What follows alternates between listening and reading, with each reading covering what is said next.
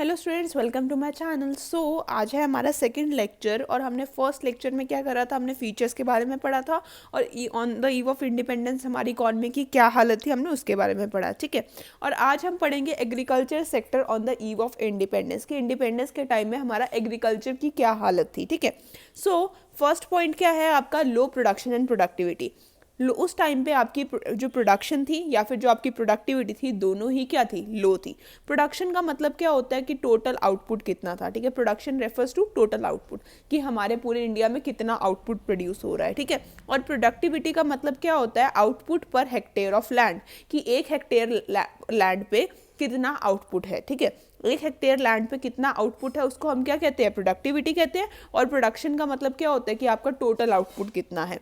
उस टाइम पे आपकी जो प्रोडक्शन थी या फिर जो आपकी प्रोडक्टिविटी थी, दोनों ही क्या थी, एक्सट्रीमली लो थी, बहुत ज़्यादा कम थी। ठीक है, हमारे जितने लोग एग्रीकल्चर में काम कर रहे थे उस हिसाब से प्रोडक्शन हमारी बहुत ज़्यादा कम थी। ऑलमोस्ट हमारी 70% लोग क्या कर रहे थे, एग्रीकल्चर में ही एंगेज थे। ठीक है, हर कोई क्या कर रहा था, एग्रीकल्चर, क्योंकि उस टाइम पे लोग पढ़े लिखे तो होते नहीं थे, तो वो एग्रीकल्चर में ही काम करते थे। 70% लोग एग्रीकल्चर में काम कर रहे थे, लेकिन जो आउटपुट था वो बहुत ज़्यादा कम था उसके हिसाब से। ठीक है, नेक्स्ट आता है हाई डिग्री ऑफ अनसर्टेनिटी। उस टाइम पे आपकी क्या थी, बहुत ज़्यादा अनसर्टेनिटी थी। अनसर्टेनिटी किस वजह से थी, क्योंकि उस टाइम पे हमारे पास इरिगेशन की फैसिलिटी नहीं थी। इरिगेशन का मतलब क्या होता है कि क्रॉप्स को पानी की भी तो नीड होती है। ठीक है, उस टाइम पे आपके पास कोई पानी की फैसिलिटी नहीं थी कि हाँ पानी देने के लिए कुछ सिस्टम हो। There was a high degree of uncertainty because of no system of irrigation. उस टाइम पे कोई भी सिस्टम नहीं था पानी देने का क्रॉप्स को। ठीक है, तो अगर आपकी रेनफॉल अच्छी होती थी तो आपकी क्रॉप भी अच्छी होती थी, अगर रेनफॉल नहीं हुई तो सूखा पड़ जाता था और क्रॉप भी सारी खराब हो जाती थी। ठीक है, पहला पॉइंट क्या था, आपको उस टाइम पे प्रोडक्शन कम थी और प्रोडक्टिविटी भी कम थी। दूसरा क्या था, high degree of uncertainty. Third point आता है dominance of subsistence farming. Subsistence farming का मतलब क्या होता है, ये वो फार्मिंग होती है जिसमें हम क्रॉप को क्या कर रहे हैं, क्रॉप को उगा रहे हैं, लेकिन किसके लिए, सिर्फ खुद के लिए। ठीक है, इस सबसिस्टेंस फार्मिंग में क्या होता था, जो फार्मर क्या करता था, अपने लैंड पे क्रॉप उगाता था और वही जो क्रॉप उगती थी वो खुद के खाने के लिए यूज कर लेता था। उसको हम क्या कहते हैं, सबसिस्टेंस फार्मिंग कहते हैं। इंपॉर्टेंट है, 1 नंबर में क्वेश्चन आ जाता है, डिफाइन सबसिस्टेंस फार्मिंग। ठीक है, सबसिस्टेंस फार्मिंग का मतलब क्या होता है, जब आप क्रॉप को किस लिए प्रोड्यूस कर रहे हो, खुद के लिए या फिर फैमिली की नीड्स के लिए प्रोड्यूस कर रहे हो। ठीक है, उस टाइम पे आपके फार्मर क्या करते थे, सिर्फ और सिर्फ सबसिस्टेंस फार्मिंग ही करते थे। वो लोग खुद के लिए ही प्रोड्यूस करते थे, क्योंकि उनके पास लैंड क्या होता था, बहुत ज़्यादा छोटा लैंड होता था और उस पर इतना ही प्रोड्यूस होता था कि वे खुद के खाने के लिए ही यूज़ कर ले। ठीक है, उस टाइम पे क्या थी, सिर्फ और सिर्फ सबसिस्टेंस फार्मिंग थी, वो लोग मार्केट में जाके सामान नहीं बेचते थे। ठीक है, नेक्स्ट आता है स्मॉल एंड फ्रेगमेंटेड होल्डिंग। उस टाइम पे जो लैंड होल्डिंग थी, जो हमारा लैंड था वो क्या होता था, बहुत ज़्यादा छोटा होता था और फ्रेगमेंटेड। फ्रेगमेंटेड का मतलब क्या है, एक लैंड आपका एक गली में है और दूसरा लैंड दूसरी गली में जाके है। ठीक है, तो जो आपके जो लैंड थे वो क्या थे, होते थे छोटे होते थे और एक इधर हो गया, दूसरा दूसरी साइड हो गया, तो हमारे पास क्या बचता था, लैंड कम बचता था प्रोडक्शन के लिए। ठीक है, लैंड होल्डिंग वर्स बहुत स्मॉल एंड फ्रेगमेंटेड। ठीक है, जो हमारी लैंड होल्डिंग होती थी वो स्मॉल भी होती थी और फ्रेगमेंटेड भी होती थी। फ्रेगमेंटेड का मतलब क्या है, एक लैंड का पीस इधर है और दूसरे लैंड का पीस क्या है, दूर जाकर है। नेक्स्ट आता है land revenue system under British Raj. इसको ध्यान से सुनना, ये मैंने आपको वैसे पिछले वीडियो लेक्चर में भी करा दिया है, लेकिन जिसने नहीं देखा पीछे वाला वीडियो लेक्चर वो इसमें समझ लेना। ठीक है, इसमें आपका एग्रीकल्चर की आपको थोड़ी सी स्टोरी समझाई हुई है कि जो आपके जमींदार होते थे, ठीक है, जमींदार को क्या माना जाता था, ओनर माना जाता था। ठीक है, जिसका लैंड होता था उसको हम क्या कहते थे, जमींदार कहते थे। Zamindar were called as the owner of the soil. ठीक है, जमींदार क्या होते थे, आपके ओनर होते थे। दे have to pay a fix sum to the government. उनको क्या करना होता था, सिर्फ गवर्नमेंट को उन्होंने फिक्स पैसा दे देना होता था। ठीक है, गवर्नमेंट को उन्होंने टैक्स के फॉर्म में 1000 रुपये दे दिए या 100 रुपये, जो भी आपकी उस टाइम पे अमाउंट होती थी, उन्होंने क्या करना होता था, गवर्नमेंट को फिक्स सम देना होता था।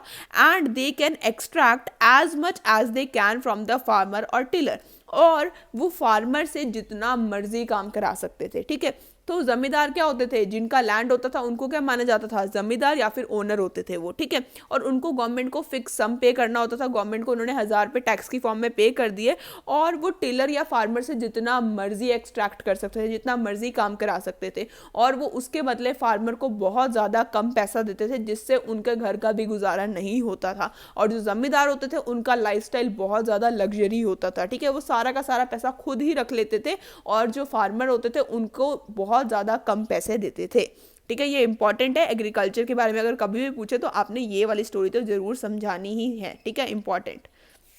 नेक्स्ट चलते हैं, फोर्स्ड कमर्शियलाइजेशन ऑफ एग्रीकल्चर। बोलते जो आपके ब्रिटिशर्स थे उन्होंने क्या करा, आपके फार्मर को फोर्स करा कि वो क्या करे, सबसिस्टेंस फार्मिंग की जगह क्या करे, कमर्शियल फार्मिंग करे।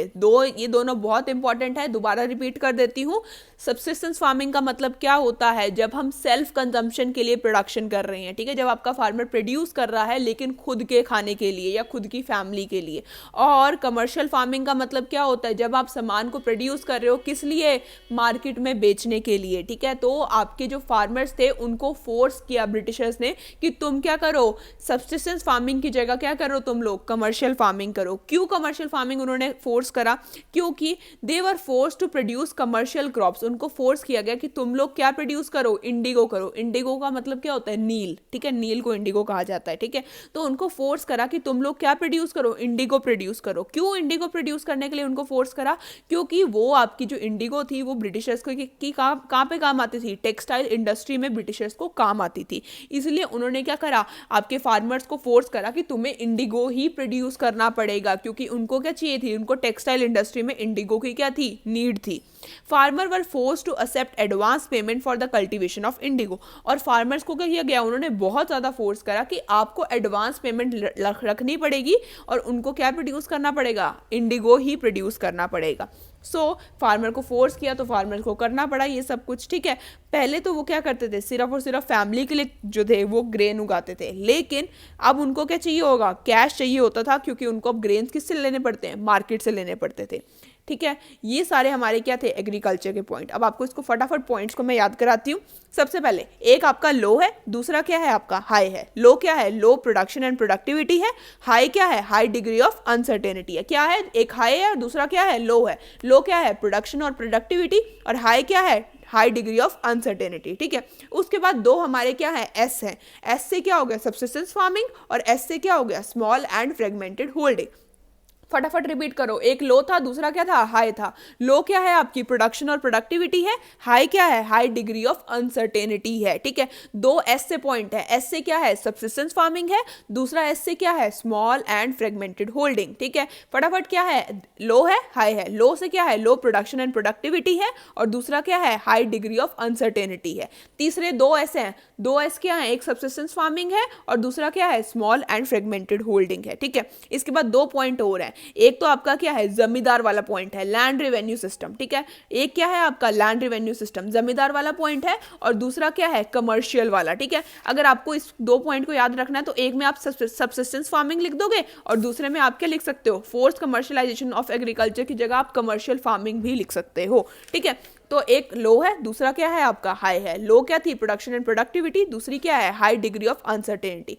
फिर इसके बाद आपके ये और कमर्शियल वाला इकट्ठे हो जाएगा। दो तो ऐसे पॉइंट है, एक सबसिस्टेंस फार्मिंग है, दूसरा क्या है, स्मॉल एंड फ्रेगमेंटेड होल्डिंग है, और तीसरा क्या हो जाएगा, कमर्शियल फार्मिंग। सबसिस्टेंस फार्मिंग होती है, दूसरी कौन सी होती है, कमर्शियल फार्मिंग। और लास्ट क्या आता है, जो मैंने तुम्हें बहुत इंपॉर्टेंट पॉइंट बताया है, कौन सा, जमींदार वाला, land revenue system under British Raj. I hope आपको आज का वीडियो लेक्चर अच्छा लगा होगा। प्लीज लाइक, सपोर्ट, कमेंट और सबको शेयर करो वीडियो अपने फ्रेंड्स को, ठीक है। अगर अच्छी लगी है तो शेयर करो। Thank you.